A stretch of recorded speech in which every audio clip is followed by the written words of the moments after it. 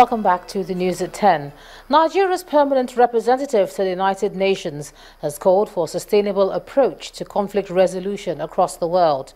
Professor Joy Ogu urged members of the UN Security Council to address the root causes of conflicts as opposed to merely responding to the aftermath of these crises. Our correspondent Adeshawa Josh reports. The final moments of Nigeria's presidency at the Security Council for the month of August. 30 days after chairing the most powerful organ of the United Nations on issues bordering on global peace and security. Council members reflect on the agenda for the month, including its achievements within the period.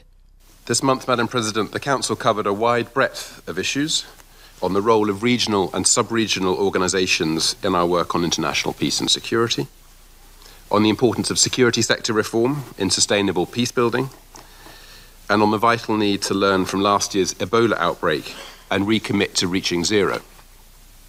I'm pleased that under your presidency, you have continued to bring diverse issues such as these to the Council's attention. In spite of all these feats, however, the crisis in Libya, Syria, Central African Republic, and elsewhere around the world are a few of many conflicts that still begs for immediate action of the Council.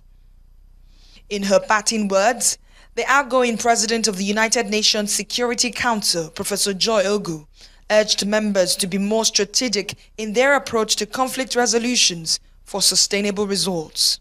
Let us together treat the symptoms as well as the causes.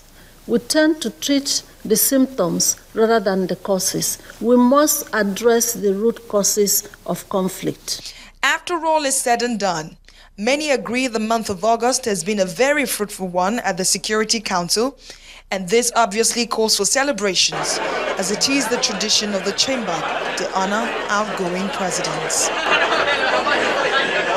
And as Nigeria bows out as president of the United Nations Security Council for the month of August, and indeed ends her term as a member of the chamber come 31st of December 2015, the bar appears to have been raised for Africa with a renewed approach to African affairs and issues at the Security Council. From the United Nations headquarters in New York, Adeshawa Josh, Channels Television News.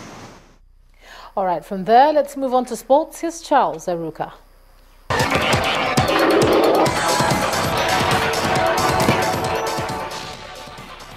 Welcome to Sports News. Former Nigeria international Segun Odegbami has announced his intention to become the next FIFA president. The 63-year-old who won the 1980 Africa Cup of Nations as a player is the second African to go for football's top job after Liberia's Musa Bility. Candidates wishing to replace the outgoing Sepp Blatter have until October the 26th to receive the backing of 5 FIFA members. UEFA chief Michel Platini and South Korea's Chung Mong-jun are among those who have already announced their bids. Meanwhile, the Super Eagles of Nigeria will leave for Tanzania this weekend for this weekend's 2017 Africa Cup of Nations qualifying match against the Taifa Stars on Thursday. The team will be made up of 23 players, technical officials, and some members of the NFF Executive Committee. Both countries have not met at senior level since December 1980, but there have been clashes at junior level and an African Women Championship qualifying fixture in recent years. The first ever meeting between both countries was a goalless draw on July the 6th, 1972 in an international friendly in Dar es Salaam. 4 months later, Nigeria's Eagles edged 2 quick friendlies 2-1 and 3-2 in Benin City and Lagos, and then achieved another 2-1 win over the Taifa Stars during the second All-Africa Games hosted by Nigeria in 1973.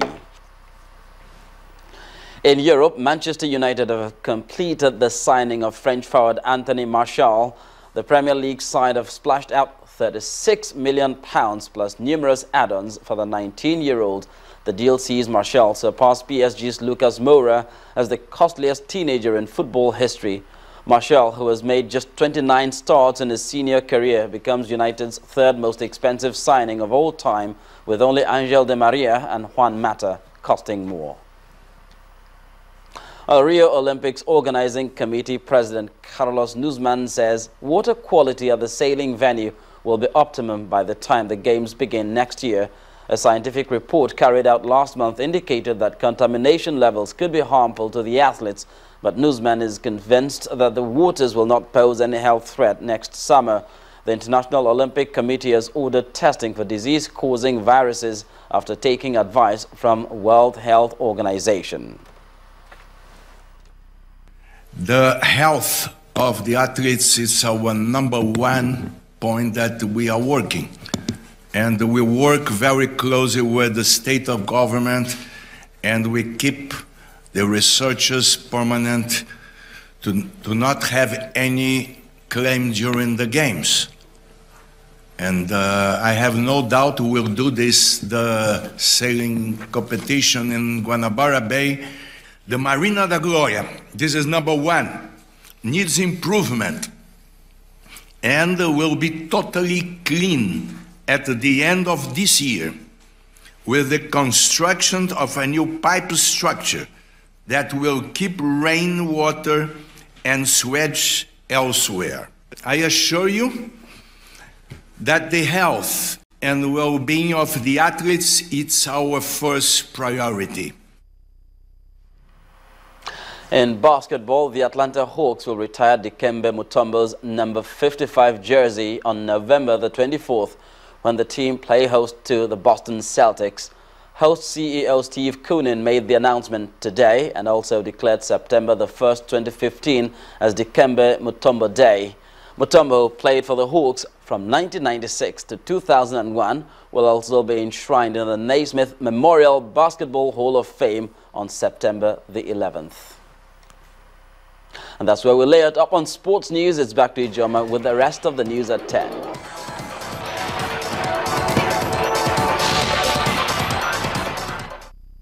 This is the ultimate redefined for men. Now, fighters from the Al-Shabaab militant Islamist group have overrun an African Union military base in southern Somalia, inflicting heavy casualties.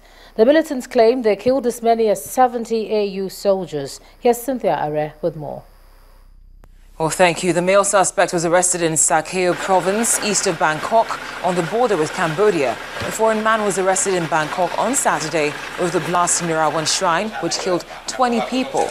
Thai military authorities have been interrogating the 28-year-old, but have not yet released his name or nationality.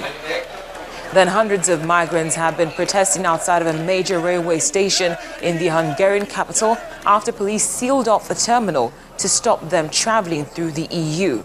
According to Austrian police, 3,650 migrants arrived in the Austrian capital Vienna from Hungary on Monday, with most heading for Germany.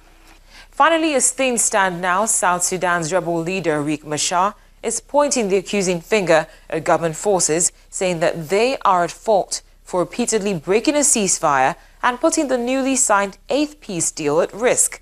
President Salva Kiir signed the peace deal on Wednesday last week, but even as he did so, he accused rebels of attacking his forces. The UN Security Council has warned both sides that it could impose sanctions if the deal collapses. That's the foreign news wrap-up. It's back to you, Joma. Thanks a lot, Cynthia. And the main news again. The Nigerian army has scored an emphatic victory over Boko Haram in Borno State, retaking the insurgent stronghold in Gamboru Ngala. The army spokesman, Colonel Sani Usman, told journalists that the military is conducting a mop-up operation in the area. A high court in Abuja has granted former National Security Advisor Sambo Dasuki bail. His counsel, Mr. Joseph Daudu, had applied for bail on self-recognition, which the judge granted pending the determination of the suit. And Al-Shabaab has overrun an AU military base in southern Somalia. Well, that's the news at 10 tonight. Thanks a lot for staying with us. I'm Ijoma Onyato. Good night.